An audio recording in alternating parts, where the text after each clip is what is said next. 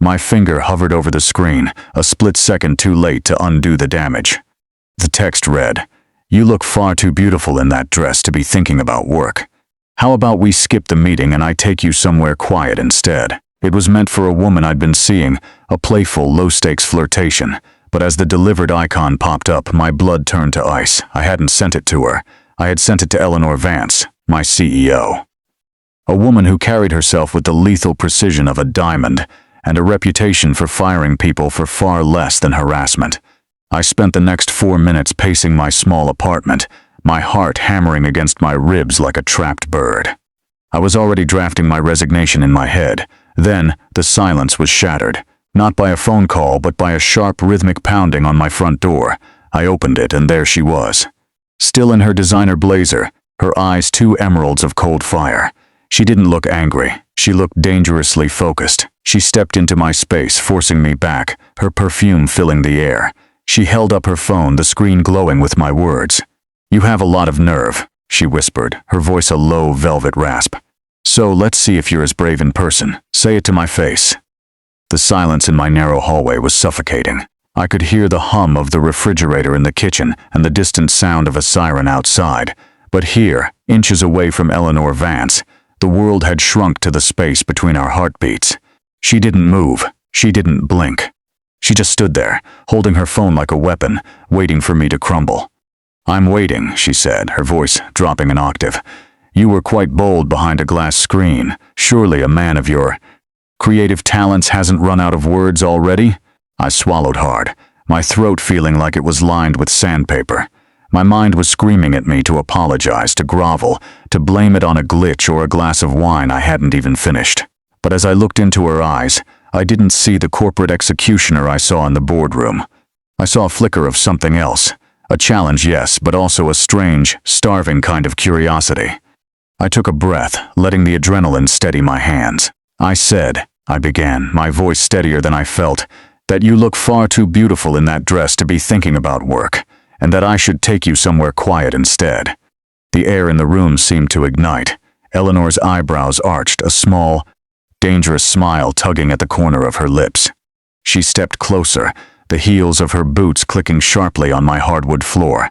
She was so close now that I could see the golden flecks in her irises and the slight tension in her jaw. "Is that right?" she teased, her tone shifting from icy to something more feline. "And where, exactly, would a humble assistant like you take someone like me? Somewhere with plastic chairs and a happy hour menu?" I couldn't help it. A small laugh escaped me. The fear was still there, but the absurdity of the situation was starting to take over. "Actually," I said, leaning back against the wall to reclaim a sense of ground, "I was thinking of a rooftop garden, I know. No plastic chairs. Just the city lights and enough silence to actually hear yourself think. But I suppose a CEO of your stature prefers the sound of clicking keyboards and quarterly projections." She let out a sharp, dry exhale that was almost a laugh. "You're incredibly cocky for someone who's one HR report away from unemployment. And you're incredibly dedicated to your job for someone who drove across the city at 9 p.m. just to confront a typo," I countered. The banter felt like walking a tightrope over a canyon. It was exhilarating and terrifying.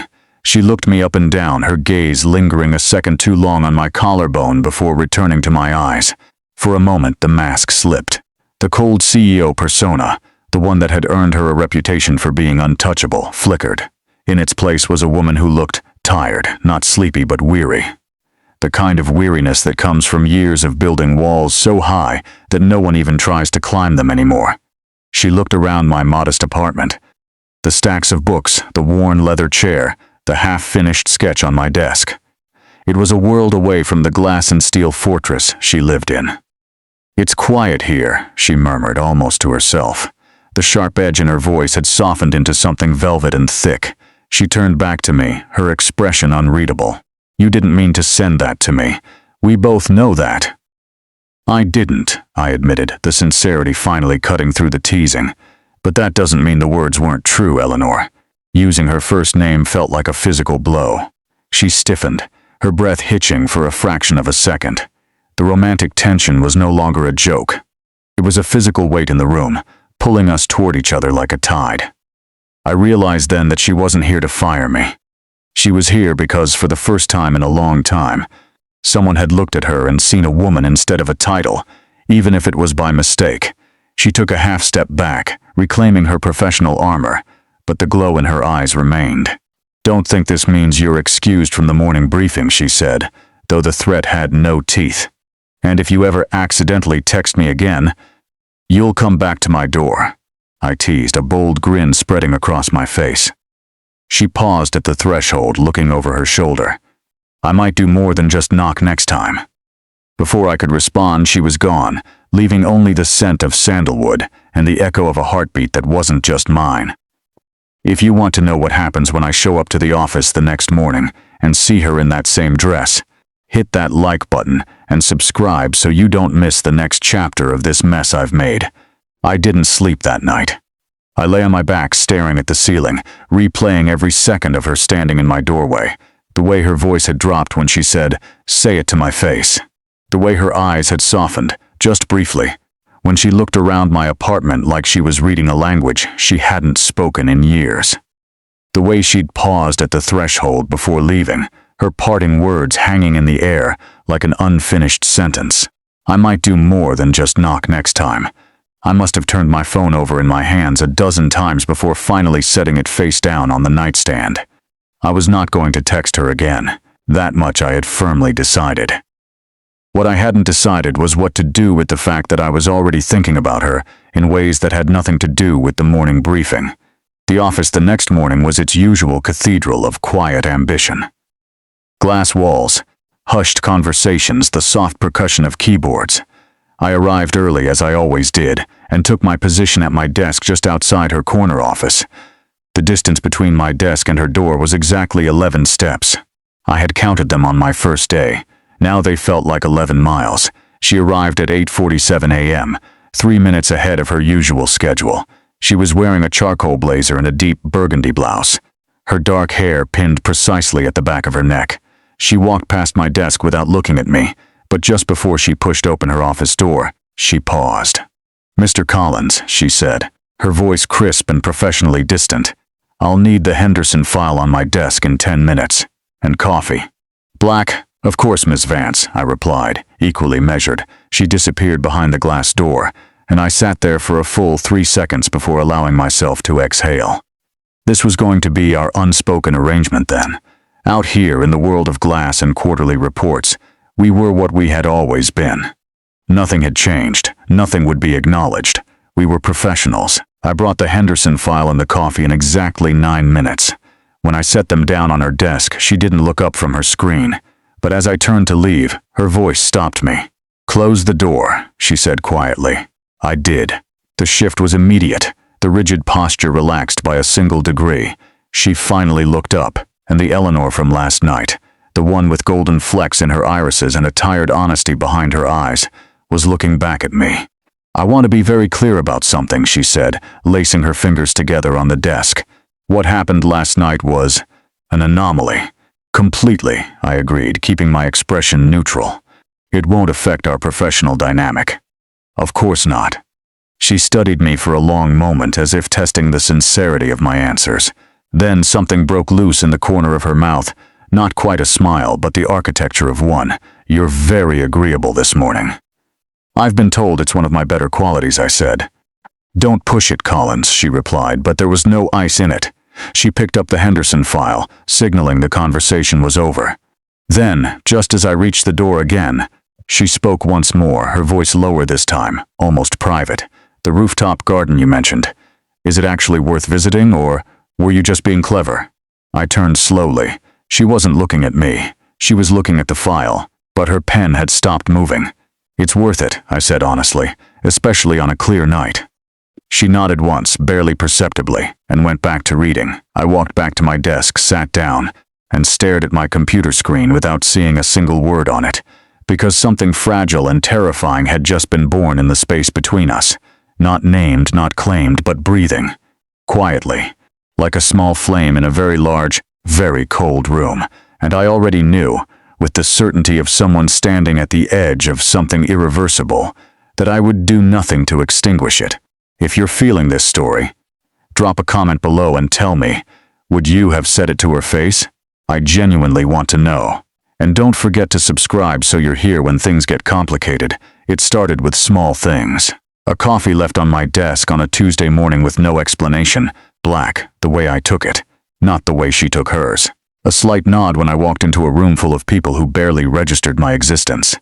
A text at 11:14 p.m. on a Wednesday that simply read, "The Henderson merger went through. Good work on the brief. Professional, measured." But it was 11:14 p.m., and Eleanor Vance did not send late-night texts to her assistants about things that could wait until morning. I was learning her language, and it was spoken entirely in the margins. It was a Thursday evening, 3 weeks after the night she'd knocked on my door, when the first real crack appeared in her armor. We had been working late, just the two of us, the rest of the floor long since emptied, going over a contract that needed revisions before the morning. She had taken off her blazer at some point, draping it over the back of her chair, and was sitting across from me at the conference table in just her blouse, her reading glasses perched on the end of her nose. She looked different without the blazer. Softer, more human. "You're staring," she said, without looking up from the contract. "I'm thinking," I corrected. "About the contract? About the fact that you've reread that same paragraph 4 times in the last 10 minutes. She looked up then, and for a moment, something unguarded crossed her face before she shuttered it. She pulled off her glasses and set them on the table, pressing her fingers to the bridge of her nose. "Long day," she said simply. "Long month," I replied gently. She was quiet for a moment, her fingers still pressed to her face. Then she leaned back in her chair and looked at the ceiling, a gesture so uncharacteristically unguarded that it stopped my breath. "Do you ever wonder?" she said, her voice stripped of all its corporate precision. "If you've spent so long being good at something that you've forgotten how to be good at anything else?" The question landed in the room like a stone dropped into still water. I set down my pen. "What do you mean?" She gestured vaguely at the glass walls around us, at the empire she had built. All of this, I know exactly who I am in here. Every decision, every outcome, every risk. I can calculate it. I can control it." She paused, her eyes dropping to the table. "Out there, I am apparently catastrophically bad at reading people." I knew without her saying the name that she was talking about her marriage, about whoever had stood beside her and chosen betrayal anyway. "He didn't deserve to read you," I said quietly. Her eyes snapped to mine, sharp, alert, like I had touched something she hadn't expected me to reach. "I never said it was a he," she said carefully. "You didn't have to," I replied. "The way you said reading people, it wasn't general, it was specific, and it was personal." A long silence stretched between us. She held my gaze for what felt like a full minute, searching my face for something, pity perhaps, or morbid curiosity. She found neither. I wasn't looking at her like a wounded thing. I was looking at her the way you look at someone whose depth you've only just begun to understand. "He was someone I trusted completely," she finally said, her voice barely above a whisper. "A business partner first, then a husband. I thought those 2 things made him safe." A dry, humorless sound escaped her. "It turns out that someone who knows all your professional vulnerabilities also knows exactly how to dismantle you personally." I didn't say anything. I just let the words exist in the air without rushing to fill the silence with hollow comfort. She seemed to appreciate that, the not rushing. She looked at me with an expression I hadn't seen on her before, quiet, grateful. Fragile in the way that only the genuinely strong can be fragile. "You're easy to talk to," she said finally, as though the realization surprised her. "I'm not sure how I feel about that." "Take your time," I said softly. "I'm not going anywhere." She looked at me for one long, tender moment. Then she picked up her glasses, put them back on, and returned to the contract. But the room felt different now. Warmer.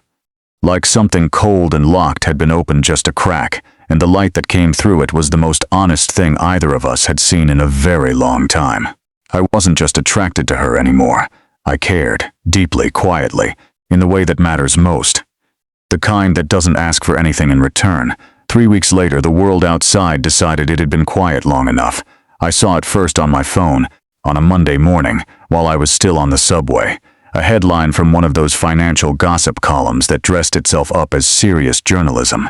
Vance Enterprises in merger talks with Harlow Group. CEO's ex-husband Daniel Harlow at the helm. I stared at the screen until the words blurred. Daniel Harlow. I had heard that name once, in a financial briefing, as a rival. I had never connected it to her. To the quiet devastation she had described in that conference room 3 weeks ago. To the man who had known all her professional vulnerabilities and used them personally. I put my phone in my pocket and spent the rest of the subway ride staring at the floor. When I arrived at the office, I knew immediately that she already knew. The energy on the floor was different. Tighter, like a room where someone had been shouting just before you walked in. Her office blinds, which she rarely closed, were shut.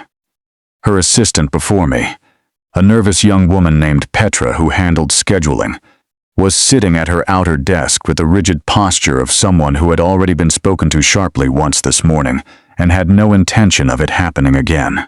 I set Eleanor's coffee on the corner of Petra's desk and said nothing. Petra looked at me with wide eyes and mouthed, "Don't." I nodded and went to my desk. For 2 hours the blinds stayed closed. Then, at precisely 10:30 a.m., her office door opened and she walked out carrying a leather portfolio, her face a portrait of absolute composure.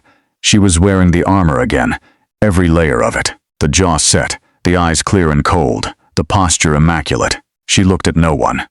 She walked directly to the elevator and disappeared. She didn't return until after lunch. The whispers started by Wednesday. I caught fragments of them in the break room and in the elevator. Colleagues speculating about the merger, about Daniel Harlow's reappearance, and then, inevitably, about her, about what